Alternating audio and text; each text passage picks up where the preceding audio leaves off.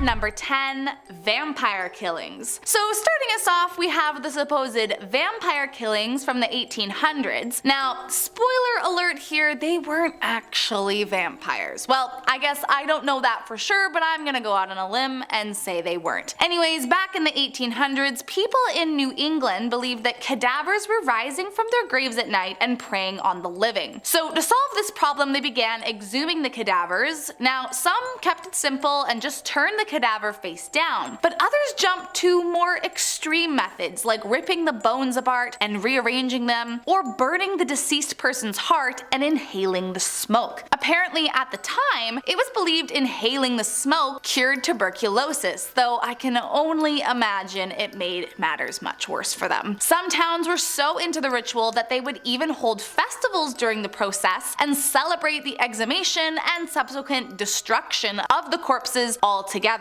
So while it was incredibly unsettling, they did truly believe they were vampires haunting them in the night, so I guess it gave them some peace of mind. Next up at number 9, dentures. While today dentures are made from composite resin or sometimes porcelain, during the 18th and 19th centuries, of course, those materials weren't available. But as you can imagine, people were still losing teeth at an even higher rate due to the high sugar diet, attempted teeth whitening, which was really just wearing away their enamel instead of brightening it, and the overall lack of knowledge around hygiene. So dentures were still needed and wanted by many. So what was their material of choice? Well, for the easiest and most profitable route, many would acquire the teeth from dead bodies. Although if you had some money, you might be able to afford dentures made from ivory. Other materials were sometimes the teeth of animals or wood, but honestly, I think we can all agree that none of those sound like terribly sanitary options, considering professional physicians at the time weren't sterilizing instruments, and some didn't even believe in disinfecting prior to surgery. Next up at number 8, stained glass. If you walk into just about any old church, you'll notice the walls are decorated with beautiful stained glass. But what might surprise you is that in some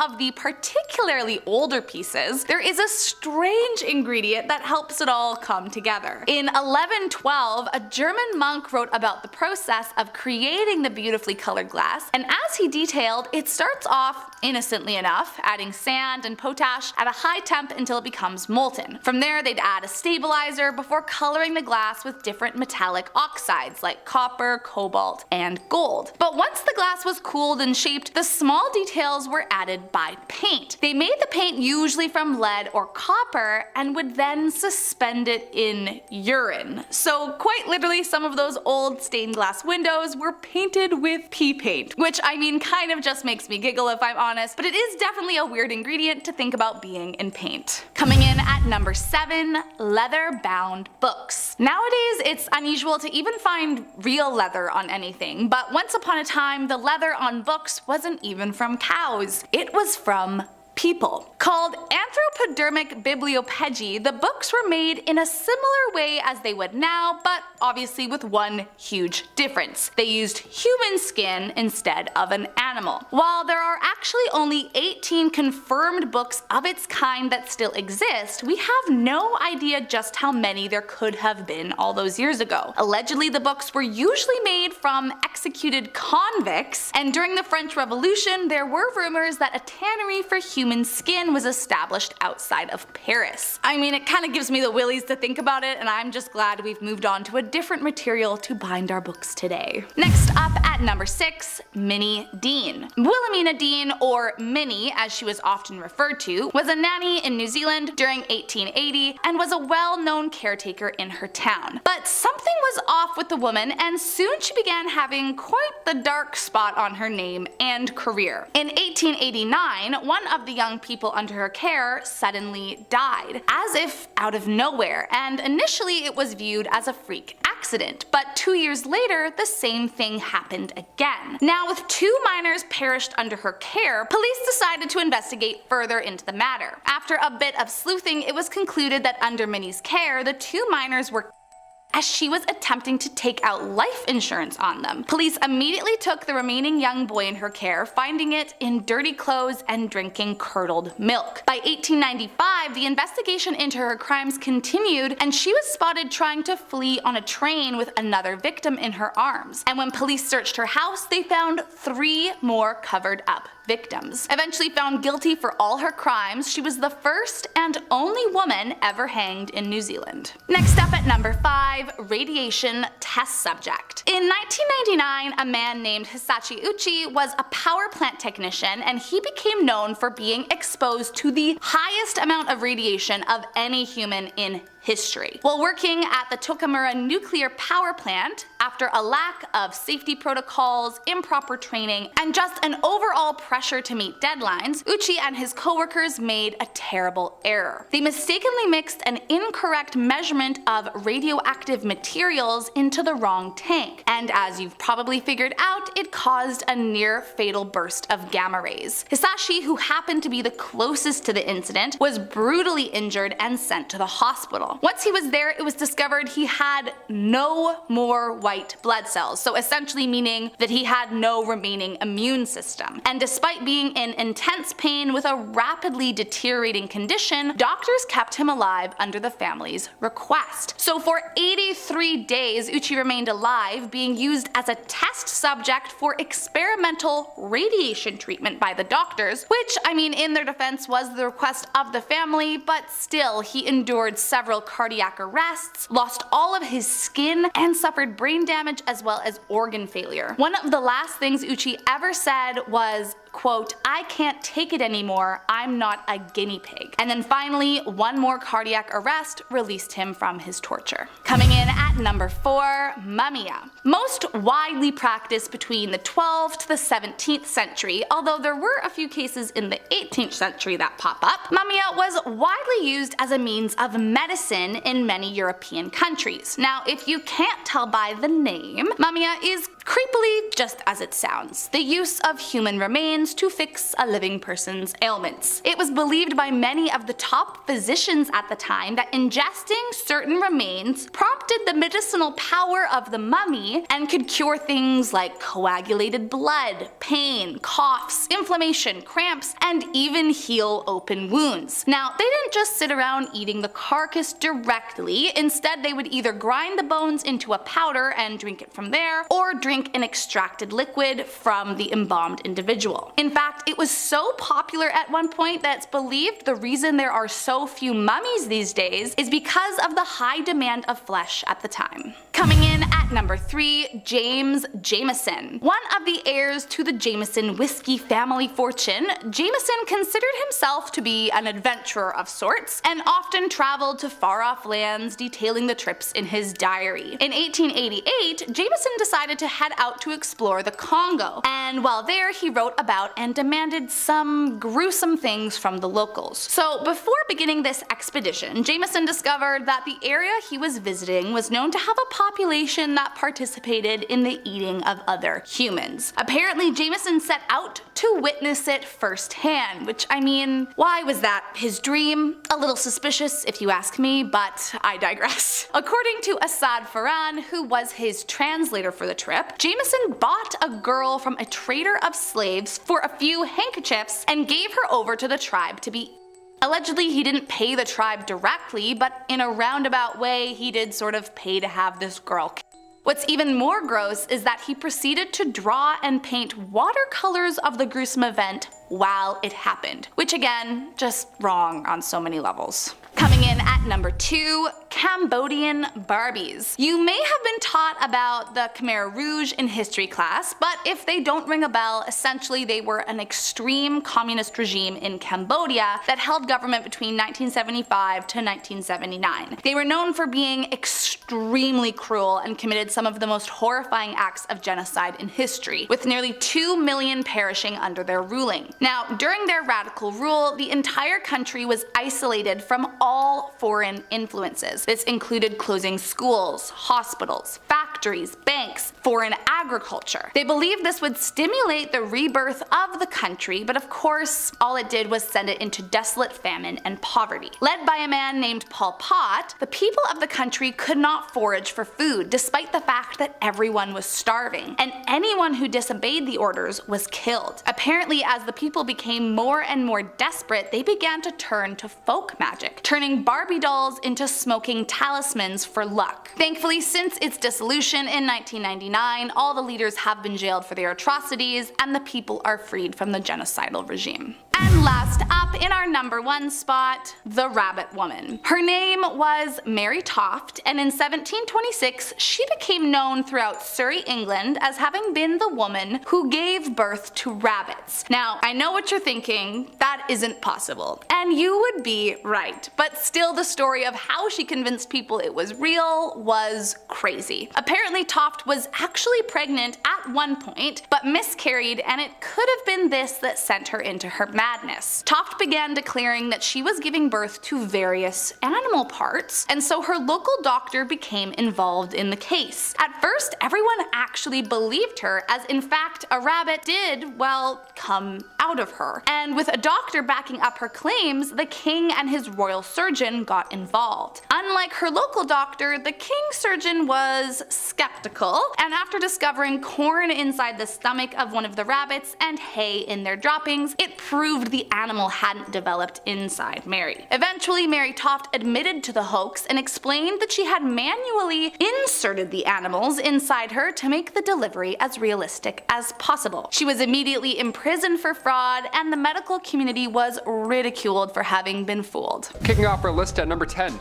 the reindeer gift. We'll turn the clocks back to 1941 right off the hop. When the Germans were attacking the Soviet Union, it was of course one of the biggest attacks in history. Britain and the United States had to send over weapons, supplies, anything really just to keep them afloat, just to keep them in the fight. Now they sent these supplies through the Arctic Circle, that was the only route, but of course it was littered with U-boats, you know, war stuff. So thankfully the British HMS Trident was there to watch the waters, and in turn the Soviets were able to fight on. As a gift, as a thank you rather, the Soviets sent the captain of the Trident, they sent him a live reindeer that the British of course had to accept because it was ill-mannered if you don't. So they had to keep a 6-foot tall, real-life living reindeer on a submarine. Must be comfortable, awesome. Imagine the smell. Her name was Pollyanna, and they brought her on board through a torpedo tube. She was tiny, she's the cutest little thing. She was a crew member for 6 weeks, which is honestly hilarious because you know some of those guys got way too attached, you know for sure. She slept better than most, if I'm being honest. She shared her room in the captain's quarters. Again, imagine the smell. I don't know, is it worth it? I've always wanted a baby goat growing up, so this is kind of the closest thing. I'm jealous, I'm weirdly jealous. Number 9, Stalin Photoshop. Deep fakes are getting out of hand. I have no idea what's real or what's fake anymore. To be honest, I'm not even Taylor. I'm actually Olivia doing a list right now, but it's been deep faked so well that you believe it. Modern technology is really making it hard to tell what's real and what's not, but it goes back. Back in 1939, a photo of Stalin was published, and he looks normal. He actually looks kind of great. Some would say he looks way too good. You know what I mean? He was touching up photos as far back as 1939, just airbrushing, just digitally removing all those zits and stuff. Like really? That far back? But even if you got a photo with Stalin, there's a chance that you yourself would be digitally removed. Like Nikolai Yevtsov, for example, the leader of the NKVD. He was in a photo with Stalin, but around 1937, Nikolai was responsible for orders that had over 1 million people arrested. So it wasn't ideal to be in a photo with Nikolai at the time. So he was denounced, imprisoned, and he died in 1940. So Stalin had him digitally erased and replaced in a photo. That's pretty hilarious. I don't know, this man was ahead of his time via Photoshop. How did he do it? How did they do it? No one knows. Number 8, Bill Clinton and Monica Lewinsky. Nice, I remember this one. I heard about this on LimeWire. That was cool. Heard about that at full volume. This was a huge presidential scandal. Back when you know, didn't happen every other week and stuff, this was a big deal. It was 1998 and Clinton's White House intern Monica Lewinsky was 22 years old at the time. Yeah, young. When you think back to all this old history, you're like, oh, they were this. No, very young, extremely young. They had a from 1995 to 1997, despite what LimeWire told us. Lewinsky said she hooked up with Bill 9 different times at the White House, and apparently, according to her schedule, Hillary Clinton was at the White House for at least 7 of those times. She's like, what's going on in there, huh? Is that my Who is that? Number 7, adhesive bras. We'll liven this up a little bit with some vintage history it's kind of funny. It's pretty funny. Let's talk about sticky bras, shall we? What a mess this was, oh my. Back in 1949, Life magazine released an article that caught everybody's attention, obviously. This was news, this was like a new technology that was being announced. It was May 16th, 1949, and the article read, "For 5,000 years, clothes have been draped, tied, buttoned, pinned, and buckled on the human form. This year, for the first time in history, drumroll, they will be glued on." What in the world? How? This is witchcraft. How did that happen? Just 1, 2, that's it? That's easy. Inventor Charles Langs changed the game, or he thought he did, in 1949. He made these bra cups that would stick to you with adhesive. This, special glue. This specific adhesive was promised to leave behind no residue, it was supposed to be painless, yet at the same time stay glued on even if you were to jump into a pool from a 10-foot diving board. That was the sell. Yeah, well, that's not true. That's definitely not true. Well, Langs ended up selling the company to Textron later on, and the product ultimately failed. Number 6, nuclear site list. Alright, back to the dark stuff. Here on Most Amazing, we love lists, right? I'm not sure if you can tell. Smash that thumbs up, hit subscribe, yada yada, we love it. But apparently the US government also fancies a list or two. Who thought? Back when Obama was still running the show, a report was delivered to Congress, or rather it was supposed to be. The 266-page report featuring, every nook and cranny about the US nuclear program.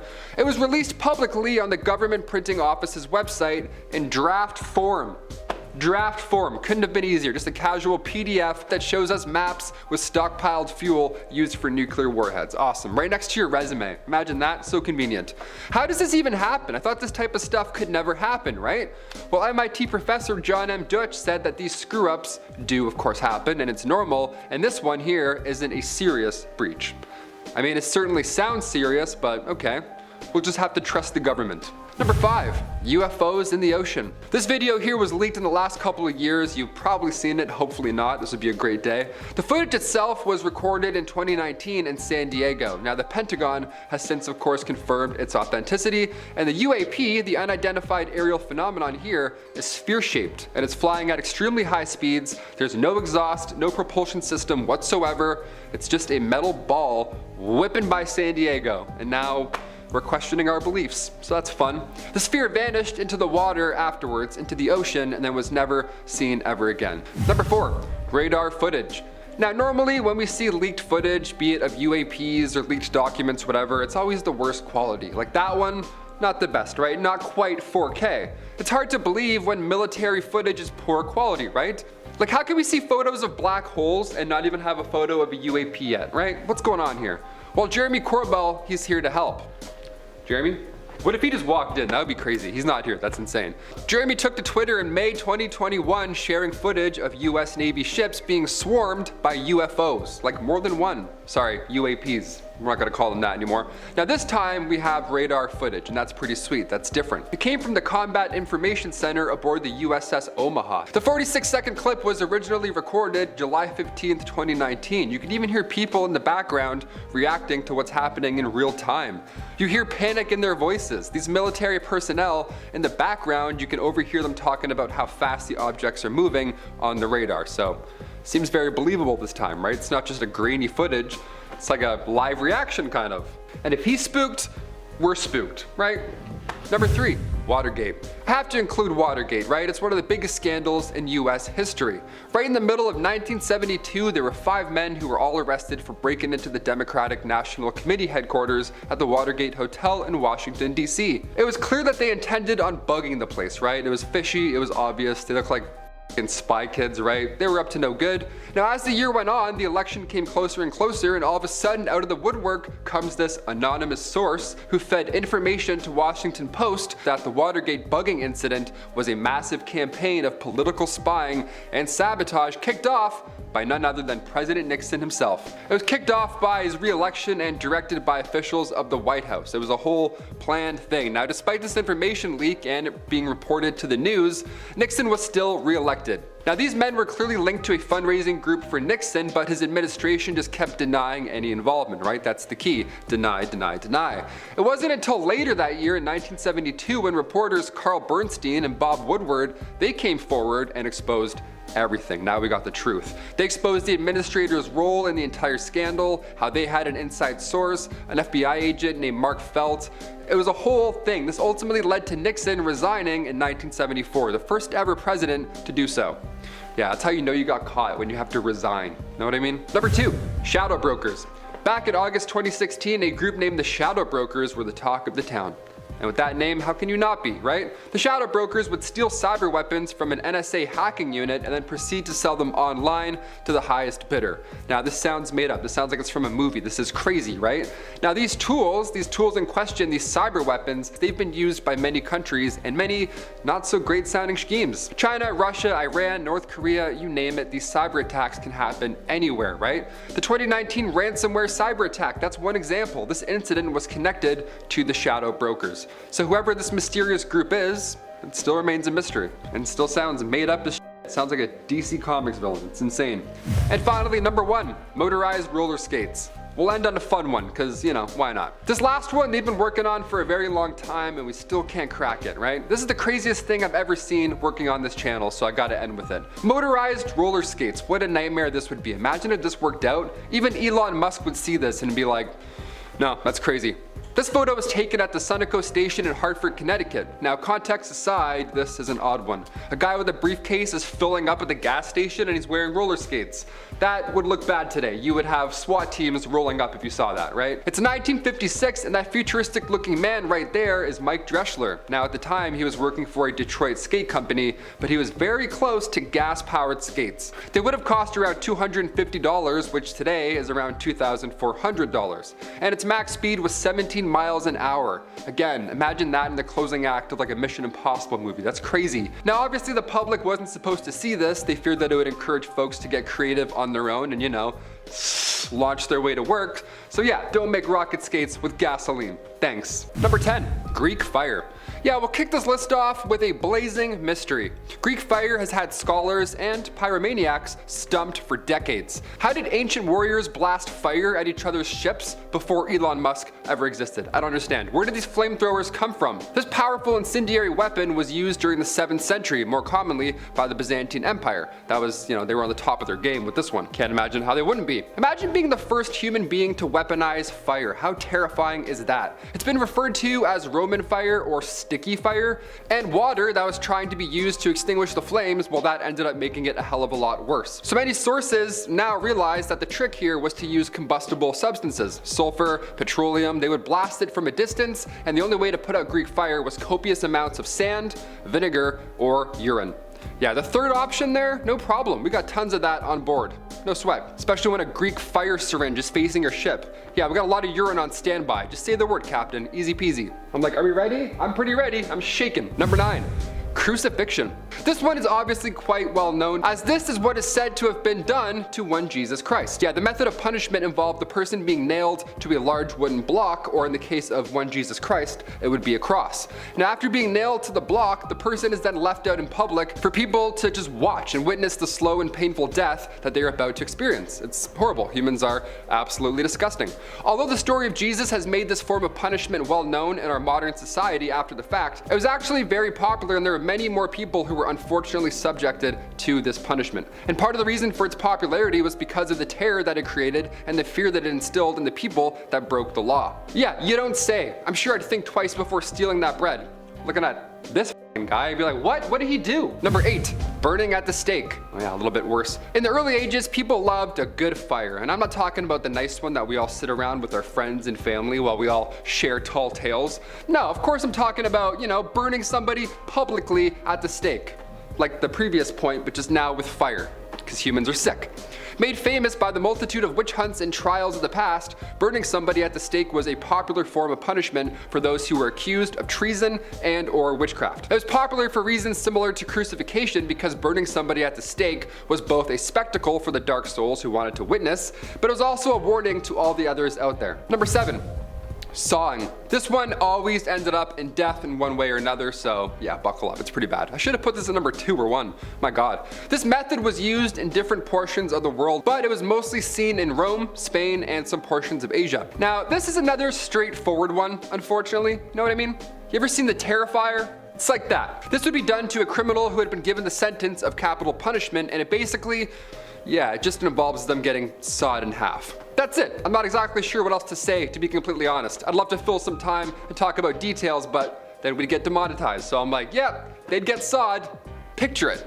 It's said that sometimes the sawing was actually done lengthwise. Not here, but rather, you know, down here. Would you rather get sawed at the x-axis or at the y-axis?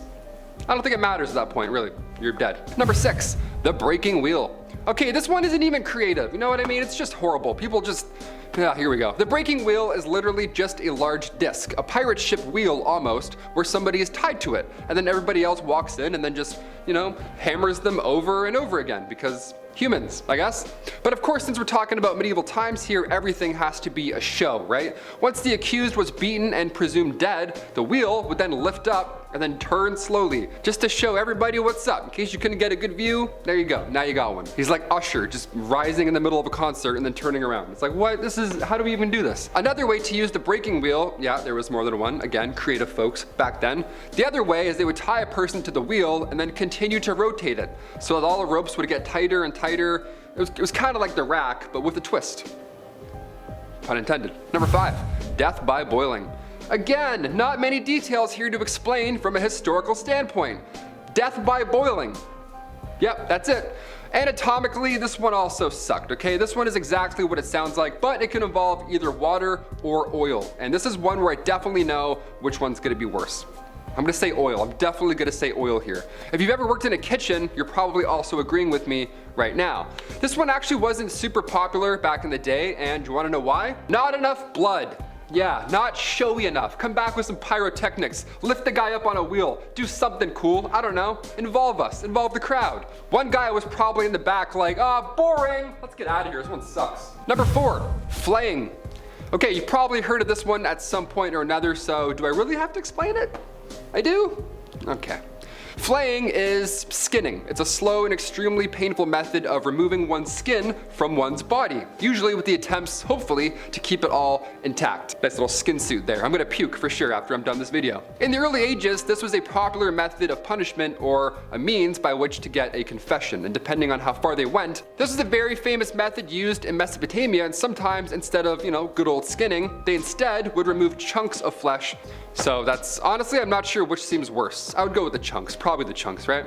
I guess there doesn't have to be a winner. It could just be all bad. That's also an option. Number 3, water. Taking a step away from the worst physical thing one could possibly go through, let's take a look now at how far the mind will go before it too breaks. Sensory deprivation is still around today in terms of punishments. In fact, there's actually many who pay for it. They lay in a dark tub full of salt and they float, and it's a magical experience, right? Your senses, they're powerful, especially combined with water. So a dripping machine where water would just drip on you, it doesn't sound bad, but really it was the worst punishment out there. It's one of the worst ones. Ice cold water dripping on your forehead over and over for hours and hours. It's one of the worst. Everybody's heard about this in some way. In medieval times, they would do this as well, but the drops would be at different times, so you couldn't predict it, which would drive you crazy, right? I'm so anxious. This is the worst punishment I think on the list somehow. In medieval times, they would tie you down and then using a horn, like a big ass funnel, they would pour 9 pints of water down your throat. So either this or that. Either water is gonna fuck you up in some way, shape, or form. Water being used for punishment is pretty wild, especially when we need it to survive. It's kind of twisted. Who thought of that, right? Number 2, keel hauling. Not to be confused with Kegels. That's a very, very different thing. My autocorrect told me this morning. It's like, hey, not the same thing. You meant key hauling. And I'm like, absolutely. Key hauling was reserved for the worst of the worst at sea. Yeah, we gotta punish, but sometimes we're gonna be on the road, right? We gotta improvise. This was used by pirates for sailors who disobey orders and whatnot. Now the victim would be suspended by a rope, either with rocks or weights around their ankles. They would be hung off the front of the ship. Then they're lowered to the keel of the ship where all the sharp barnacles and waves and everything else lives.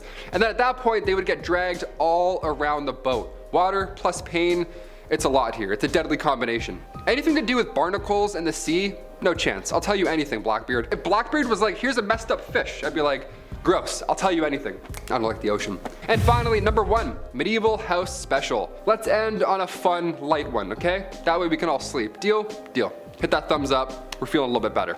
Many of these ale brewers back in medieval times were all women, and that's probably because men were too busy drinking it in the basement. Baking bread was not freely permitted, but making ale in your basement was totally okay. Yeah, we went from making ale in our living rooms to banning alcohol. Odd, right? So the higher ups at this point, these noble lords, they wouldn't care if you made ale and had a block party, but if you were to make weak ale, or it was improperly measured and then improperly distributed, then and only then would you get a fine. That's like the police busting your house party, but only when they get there, they turn the music up and then congratulate you on a proper barrel of White Claw. They're like, ah yes, black cherry, the finest. They sip it, it's improperly distilled. They're like, all right, put your hands behind your back, get the out of here. You make weak ale, you're going to jail. Starting off in our number 10 spot, we have Keith Hunter Jesperson. Also known as the Happy Face Killer, Keith was so desperate for attention for his crimes, it might have led to his own demise. Keith is a killer who, after the body of his first victim was found, had someone else actually claim to be responsible for his crimes. When you're trying to get away with killing people, having someone else falsely confess to your crime would likely seem like the best case scenario, right? Well, not for Keith. He wanted to be known for his crimes, so to help himself get media attention, he drew a smiley face on a bathroom wall hundreds of miles away from his crime scene, and here he left an anonymous letter where he confessed to the crime and provided proof. He didn't end up receiving a reply, so he decided to write more letters to the media and to authorities, each signed with a smiley face. In the end, Keith was initially caught after he became the prime suspect in the death of his girlfriend at the time. Previously, his victims had been people he had no connection to, so this truly was the mistake the authorities needed to catch him. Keith then admitted to his crimes, and while he has formally been linked to 8 deaths, he has confessed to somewhere around 185. Keith was tried and sentenced to life without parole for his heinous crimes, and he remains in prison at Oregon State Penitentiary. In our number 9 spot today, we have Franklin DeWayne ALIX. Franklin is a man who had quite an insane crime spree that lasted for about 6 months in the 1990s. Although short, it was anything but sweet. The spree started off in August of 1997 in Houston, Texas. Over the course of this spree, Franklin took the lives of at least 3 people. He committed robberies, he harmed people, he attempted to take more lives where thankfully the people survived, he kidnapped people, literally any serious crime he could commit during those 6 months he was doing it. In the end, Franklin was caught and put on trial for his crime spree, and he received a sentence of death which was carried out on March 30th, 2010. In our number 8 spot today, we have David Parker Ray. Often referred to as the Toy Box Killer, this guy is anything but fun. This serial killer nickname comes from how he soundproofed a semi-trailer, which he called his toy box, and he equipped it full of everything a nightmare human being would need to commit his horrific crimes. Here's the thing, although he was highly suspected of taking lives, there was never enough evidence to prove it because the bodies were never found. This means that although many people are quite sure that he did such things, he was never officially tried for it. He was, however, tried and convicted for kidnapping as well as for harming those he had taken. He would sometimes include his wife in these instances, as she was a willing participant, and then many of those he took he would later drop off on the side of the road somewhere after using barbiturates in an attempt to destroy their memories that could potentially identify him. Whether he took any lives or not is still up for debate, I suppose, but that does not mean he is any better than anyone else on this list. He is equally as horrible of a person. In the end, David was convicted for his crimes, which is thought to be up in the range of about 60 instances in 2001, and then he died of a heart attack in 2002 in prison. In our number 7 spot today, we have Arthur Shawcross. This man is also known as the Genesee River Killer, and his crime spree began in 1972. In trying to navigate these online guidelines, I can't exactly say who he specifically targeted, but what I will say is that while everyone on this list is particularly horrible, Arthur's were some of the worst, if you catch my drift. This story, however, is a little unlike some of the others today because after the first 2 of his crimes, he was apprehended, but for some insane reason, they allowed him to have a plea bargain where he was allowed to plead guilty to just 1 charge of only manslaughter, for which he served 14 years of his 25-year sentence.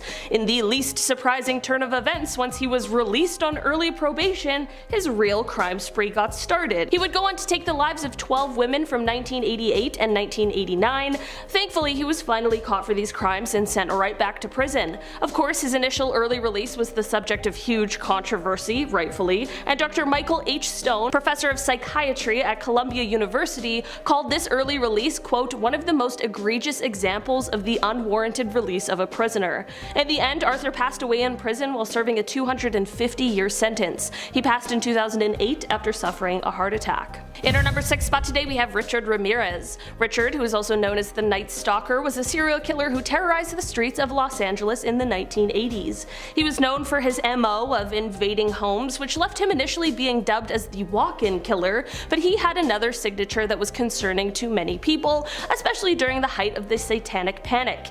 Richard was known for leaving behind different satanic messages at the scene of his crimes.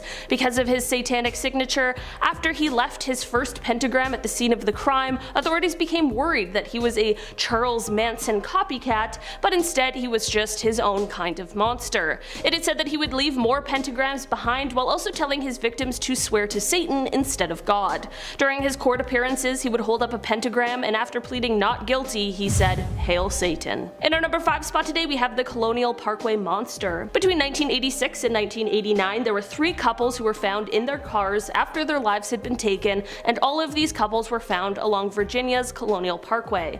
Although this is a horrific thing that investigators believed to be linked, all these years later, whoever is responsible for these crimes remains somewhere at large. There are plenty of theories as to who could have done this, just like with any cold case of this kind, but terrifyingly, many people believe that the culprit may have been someone impersonating a police officer. This is because each of the victims were found with their glove compartments open, which some believe indicates that they were reaching for their registration, and this might be the reason as to why they even pulled over in the first place. This is just a theory, however, and true or not, at this point it isn't bringing us any closer to finding out who is really responsible for these horrific crimes. In our number 4 spot today, we have Michael Bear Carson and Susan Carson. This couple is not one that anyone would want to encounter. The stories of these two come from the 80s. They were married, and on the outside they appeared just like a couple of harmless hippies. We all know not to judge a book by its cover though. In the end, they would go on to become known as the San Francisco Witch Killers. Yeah, not just a thing for Salem in the 1600s, unfortunately. Basically, together the pair took the lives of 3 separate people between 1981 and 1983. They started off by killing their roommate, who Susan claimed was a witch, and said that she was stealing her quote health, power, and beauty. Sounds like someone was a little jealous to me. They next killed one guy that they worked on a farm with because they said that he was a demon. The final person they took the life of unfortunately picked up the pair as they were hitchhiking, and they took his life because they claimed that he was a quote black witch, whatever that means. Essentially, they were just committing crimes against people that they claimed to be witches. The pair were each tried and convicted for each separate crime and are both serving sentences of 75 years to life. Neither of them have shown any kind of remorse for what they've done. In our number 3 spot today, we have Kenneth Bianchi. The Hillside Strangler, which was later found out to be a pair of cousins working together, were Kenneth Bianchi and Angelo Buono Jr. The two were charged and convicted for harming and taking the lives of 10 separate women together, with Kenneth taking the lives of 2 others on his own. After an extremely intensive investigation and the arrest of the two, Kenneth began to try and set up an insanity defense. He claimed dissociative identity disorder. He blamed his alter ego Steve for the horrific multitude of crimes. Luckily, however, a court psychologist, Dr. Martin Orn, observed him and his behavior and found that his claims were untrue. After being presented with this finding, Kenneth agreed to plead guilty and testify against his cousin in exchange for leniency on his sentence. He ended up being sentenced to life in prison, with his cousin getting sentenced to life without the possibility of parole. While Angelo had a heart attack and passed in 2002, Kenneth still remains in prison. In our number 2 spot today, we have Vickie Dawn Jackson. Vickie was a woman who worked as a nurse for a number of years. She first got her nursing license in 1989, but it wasn't until the 2000s when things took a very dark turn. Between December of 2000 and February of 2001, the hospital that Vickie was working for recorded a number of deaths that was unusual. It was a higher amount. Most of these patients were in the age range of 60 to 100 years old, so of course people just chalked this up to the advanced age of most of these patients, but a rumor began to spread that someone just might be responsible. After this, the hospital's administrator noticed that a vial of called Mivacron had gone missing. You might see where I'm going with this. As it turns out, the person responsible was Nurse Vickie, and she had at least 10 patients whose lives she took by giving them too much of this missing drug. It was a muscle relaxant. Take in that this is 10 people between December and February. That is an unbelievable amount of people in a remarkably short amount of time. You might be wondering why she took these lives, and apparently she did it when she found those people rude, or quote, too demanding. In our number 1 spot today, we have the AXEMAN of New Orleans. Unfortunately, this is not the name of some terrible horror flick, and instead it is the moniker given to a terrible, unidentified serial killer. This person was active in New Orleans, Louisiana, and its surrounding areas from May of 1918 to October 1919. As the name implies, those who were targeted by this person were usually attacked with an axe, and it was usually one that actually belonged to the victims themselves. Many people believe that this person may have been targeting people of Italian descent because this was the theme among the victims, and some also believe that he was mainly targeting women and only took the lives of men when they tried to intervene. This is actually somewhat supported by the homes where women were killed but the men weren't. In the end, although this person is responsible for taking at least 12 lives, exactly who the AXEMAN is or was remains a mystery.